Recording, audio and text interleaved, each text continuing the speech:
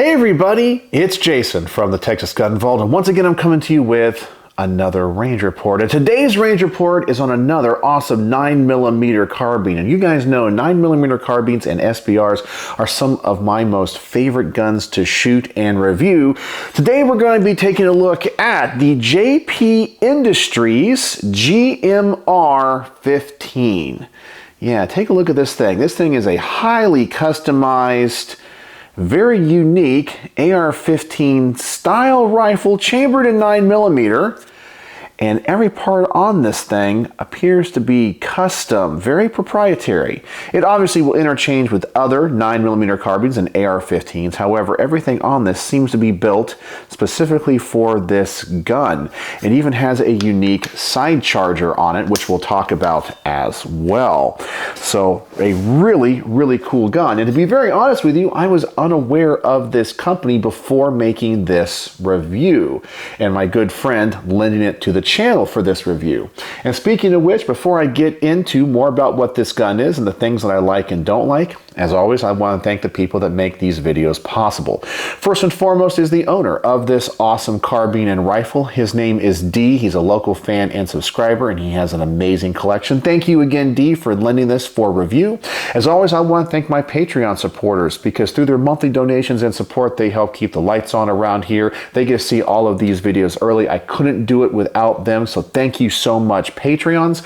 And as always, I want to thank my primary sponsor, who always provides all of the ammunition for these range reports, my good friend Mark from Brownworks.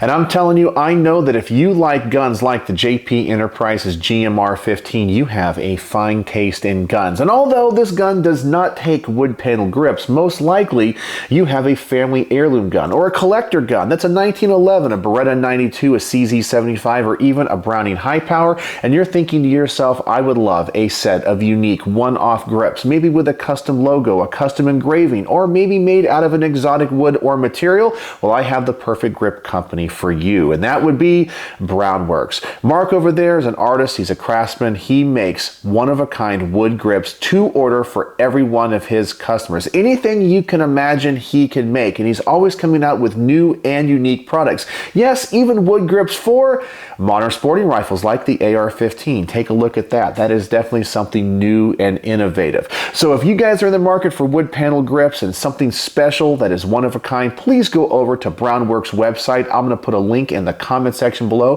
as well as a coupon code for 10% off your first order. Go over there, see what he has to offer, and if you don't find what you're looking for, I can almost guarantee you he can make it. So make sure to contact him, and when you do, tell him the Texas Gun Vault sent you.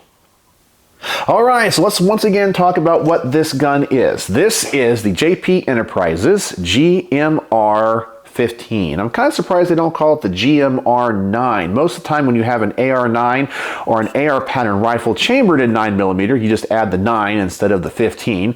That would make it a little bit easier to understand what it is. It's made of a lot of proprietary parts, as I said, with this very unique hand card, a side charger. Look at the billet upper and lower receiver. You have a lot of machining on that. Yes, just something that is very, very unique. And yes, as I said, it is chambered in 9mm, and this particular version does take Glock magazines. So some people are going to like that, and then some people like myself might not like that as much. But let's get into the things that I like and don't like. And as always, I always want to start with a positive and talk about the things that I like. Well, first off, it's a 9mm carbine. I love subguns. I don't care if they're carbines or SBRs. Anything that's a rifle chambered in a pistol caliber is just something that I'm interested in. It might not be the most effective weapon in self-defense, but from a mechanical standpoint, from a shooting standpoint, I just love them a lot. They're just the perfect gun for me. So this gun holds a lot of interest, and I love the fact that more companies are making quality AR-15 style rifles chambered in 9mm. I'd like to see more calibers out there, of course, in 40 and 45, but 9, of course, is kind of the go-to when it comes to a pistol caliber carbine in the AR-15 platform. I'm also a fan of their choice of stock. Many times these companies just throw on a Magpul stock, and I always kind of feel like that is just a little bit uninteresting. But here we have the MFT minimalist stock. I own one of these, and I have it on a different rifle, and find that these things are absolutely fantastic. Outside of the SOT mod stocks, I believe these these minimalist stocks are absolutely some of my favorites. I also am a big fan of the concept of a side charger. Now, this might not be the most practical side charger, but one thing when it comes to 9mm carbines I like is to be able to charge them like an MP5 or a B&T APC. Well, you can't do that on typical AR-15s, and some companies have created products to get around that. Many times they're unreliable or kind of goofy. This one has a big old flap on the side. It might be good, it might be bad. I'm going to try it at the range. I don't know how I feel about it. I am very used to the manual of arms of an AR-15, so I'm not sure you definitely need it on a gun like this, but it definitely is innovative, and I like that forward thinking. The next thing I think they really do a nice job on is the trigger. Now, this trigger is marked with JP as a casting mark. And most of the time you'll get these with either mil-spec markings or maybe a G for the Geissele. I can tell you, when I dry fire this thing, it is absolutely fantastic. Their trigger in this is awesome. So who knows, maybe they outsource this to a company like Geissele. It kind of feels like a Geissele trigger. Something people may not like though with this trigger, but I don't mind, are these anti-walk pins. Yeah, so we have little screws on these. Some people are going to like that, some people aren't. I actually need to make a video on the differences between mil-spec, anti-walk, and anti-rotation pins, because they're all a little bit different, and the people out there will have varying opinions on them, and some people can get a little bit passionate when it comes to it. The last thing I'm a big fan is this ambi mag release, and take a look at that big old mag release that you can reach with your shooting finger. That makes dropping these mags great. I absolutely love that. That is awesome. It is gigantic. And honestly, it makes stripping these magazines out of here very, very easy. So I think from an ergonomic standpoint and a manual of arms standpoint, this is a nice upgrade from the standard AR-15. Everything is in logical places and everything is easy to work. So I have to think that they took a lot of time into the design of this and the shootability of this firearm. But now let's talk about a couple of things about this gun that I don't like. And a couple of these things might be things that most people absolutely love. I've already talked about how proprietary this firearm is. Well, the first thing you're going to notice is this unique handguard. Now, we don't have any M-lock slots on this, but we do have some screws, so maybe you can put on M-lock panels or you can put on rail panels. Not a big fan of these proprietary handguards. The world has gone either to quad rails or to M-lock. That is what I expect and what I want. But that's just me personally. You may absolutely love this. You'll also notice that there is a heat sink in that barrel. I have never seen this on any AR-15 in the past. So that's what that red thing is. It has a bunch of fins. It's designed to dissipate heat. I think with a 9mm carbine, you honestly don't need that. Now, if this was 5.56, I think you would have a huge advantage with that. However, this is just going to add a bunch of weight. 9mm is not going to heat up this barrel that much. And speaking of that barrel, we have a gigantic muzzle brake on this. Now, I am not a big fan of muzzle brakes in general. Now, with 9mm carbines that are 16 inches long, I don't think this is going to be an issue, but you are going to get some flash, which in low light situations might be a little bit distracting. Now, as I said, that muzzle brake is gigantic. If this was 5.56, well, that's going to make the report of this gun really loud, but it would really help with the recoil. Here on 9mm, I just don't think that it is needed. I think it's a little bit of an overkill. I also wish they had a dust cover on this, and I know that seems like a small gripe, but for me, I don't want any dust or particulate to be able to get into the action, especially if it's just blowback like it is. This is a direct blowback firearm, so there's no locking mechanism, and a lot of particulate can get in there. It could run a little bit dirty, and that might cause malfunctions in the long run if you don't clean your guns that often. I just like having that dust cover for a little bit of extra security. The last thing that I really don't like about this gun is something that many of you guys are going to say I absolutely love, because many times when I review a 9mm carbine, the main question everybody that reviews guns gets asked is, does it take Glock mags? And yeah, this thing takes Glock mags, which I actually don't like. I think the only reason people want their 9mm carbines to take Glock mags is because they have a bunch of Glock mags, and they have pistols that take Glock mags, mainly because they have Glocks. And so they like that compatibility, but I find that when it comes to a magazine like the Glock, it doesn't work as well in a 9mm carbine where the pistol grip is separate from the mag well. So the first thing you'll notice is that this mag is bent a little bit. Well, not really bent, it's slanted, because that is the angle of the pistol grip of a Glock. So it sticks down at an angle. Now, normally that's not going to be an issue, but I find that when you are trying to reinsert these magazines, you're probably going to want to go into the gun straight. You have to train yourself to actually have to pull it back a little bit and go in at that angle. These magazines are also single feed. Even though they are technically double stack magazines, we all know about that, they feed from a single point. I prefer the Colt style magazines, the ones that are pretty much modified Uzis that are true double stack and double feed. I find that in guns like this, they're just a little bit more reliable, and you can get a few more rounds in a smaller space because of that, because they're not having to be narrowed into a single point. The other thing about these mags that I'm not a big fan of when it comes to AR-15s is because partially of the angle and the fact that these are polymer, I do find that they stick a little bit or they slow down. That plastic on that metal contact surface, for me, I just haven't had a lot of good magazine pulls and be able to strip those magazines out as quickly. I find that the metal mags drop free a little bit easier. Now, of course, that can be adjusted maybe with the design of a mag well or whatever, but for me, I just don't like it. I just feel like if I have to strip the magazine out, it just sticks a little bit more. Now, maybe some of you have not experienced that with the guns that you shoot, but I find that is an issue with the Glock mags.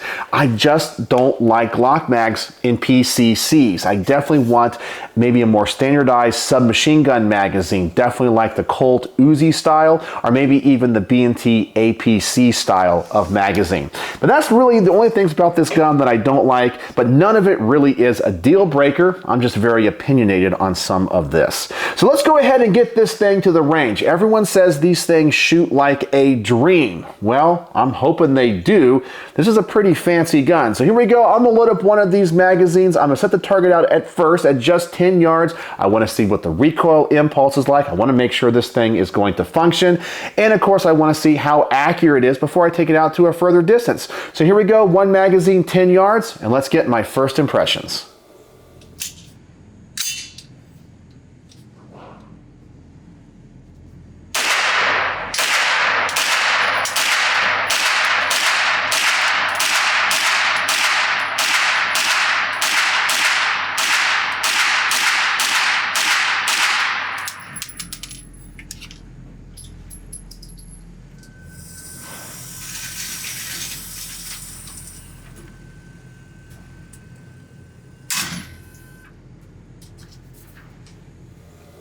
All right, and all I can say is, wow, this gun is super accurate. And this gun is a lot of fun with this Trijicon MRO. It's the perfect optic for this gun. The recoil, of course, is pretty much non-existent. You don't really need this muzzle brake. I don't know why they have it. I would much prefer a flash hider. And this trigger is pretty darn awesome. I really have to take my time and force myself to go slow because you just want to shoot this gun really, really fast. So right now, my first impressions are, this thing is pretty darn amazing.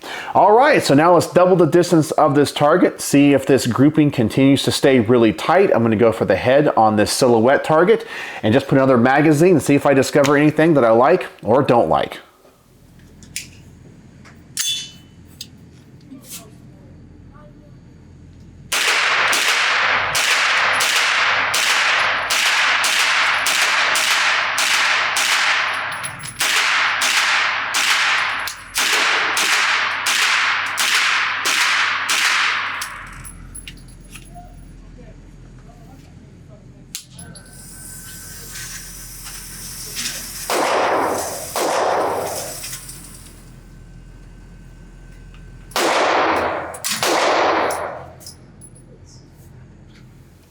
And pretty much we got the same results, and I'd have the same exact comments. The other thing too about this Glock magazine too that I'm noticing is sometimes when it comes to PCCs, I like to do the mag well hold, but with a straight magazine like a Colt or an Uzi mag, it fits my hand better. With the angle of this Glock mag, it's kind of weird because now my hand is angled back as well. Just another downside to what I think is the Glock magazines in these PCCs. But I know, as I said, a lot of people are going to disagree with me, and that is personally fine. Of course, that is a personal preference. All right, so now what we're going to do is we're going to bench rest this, and I know it's only going to be at 25 yards. That's the only range I have access to right now. But it is a PCC. This thing is not designed to be shot out to 100, 200 yards like an AR-15 chambered in 5.56. So 25 yards will be absolutely fine.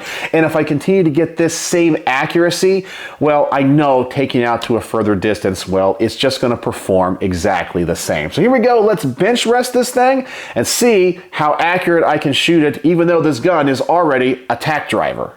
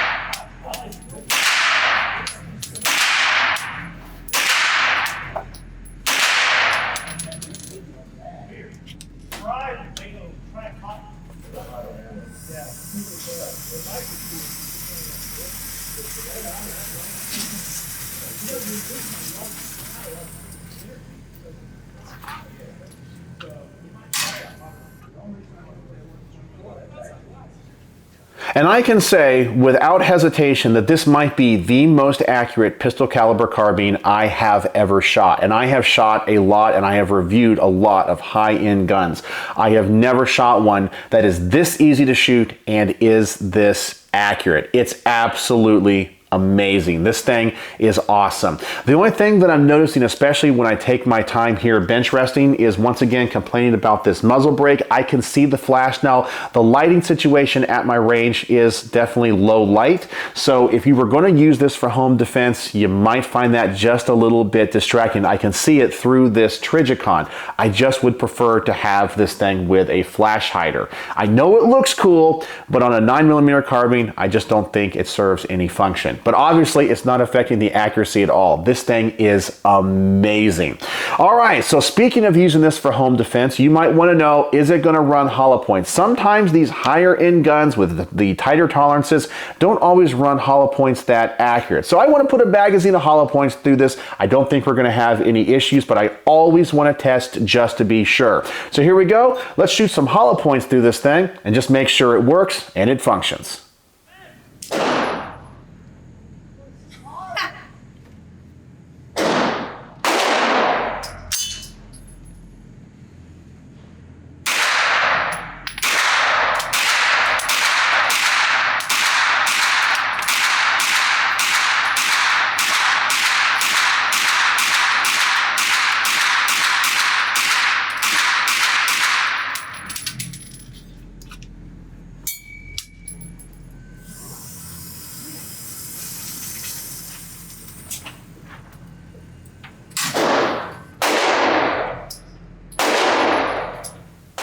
And I'm pretty sure that is the result that we were all expecting. Yeah, we knew hollow points were going to run in this thing, and obviously they run very accurately. All right, so the next thing I want to do is load up another magazine and give my wife Becky a chance to shoot this. I'm really curious what she's going to think. She likes these 9mm carbines and AR-15s, and I always want to give her a chance to always shoot every gun I review here at the Texas Gun Vault, because she's very different than me. She's shorter, she has smaller hands, and she's a little bit more recoil sensitive. So just curious what her thoughts are, so let me load up this magazine, let her shoot it, and see what she has to say.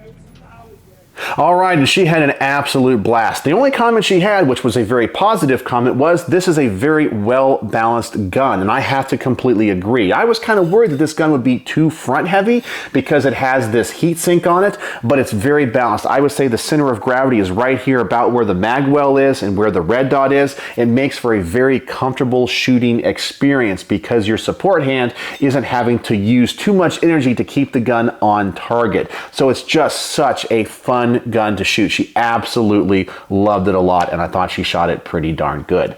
So the next test I want to do is the quick magazine change test, and I'm curious if this angle Glock mag is going to give me any issues, and I also want to see how fast I can pull this trigger. I can already tell you in this range report I want to shoot this gun fast because this gun has such a great trigger in it. It just wants to be run fast, and you have to have the discipline to go, nope, nope, slow it down, slow your roll, so you can shoot it accurately. But here we go. I want to see how fast I can shoot this thing, drop the mag, get a fresh mag in, and get it back in action. And remember, if I can do this fast, you can do it fast because most likely you train this way and might be a competitive shooter. But I'm just an average gun guy. So here we go, the quick magazine change, and let's see how I do.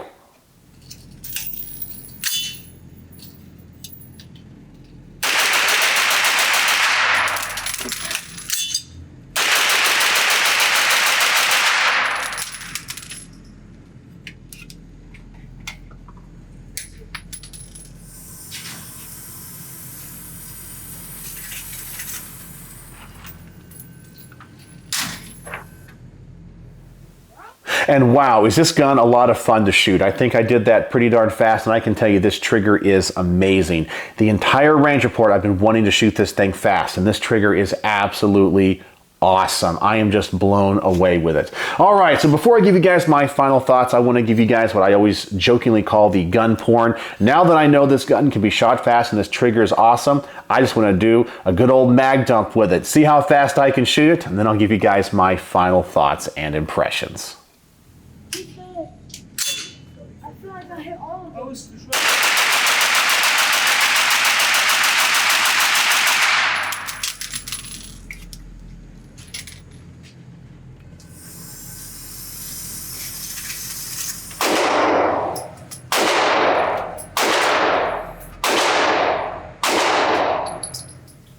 And wow, is this gun so much fun to shoot. I can shoot this thing fast. I absolutely love this thing.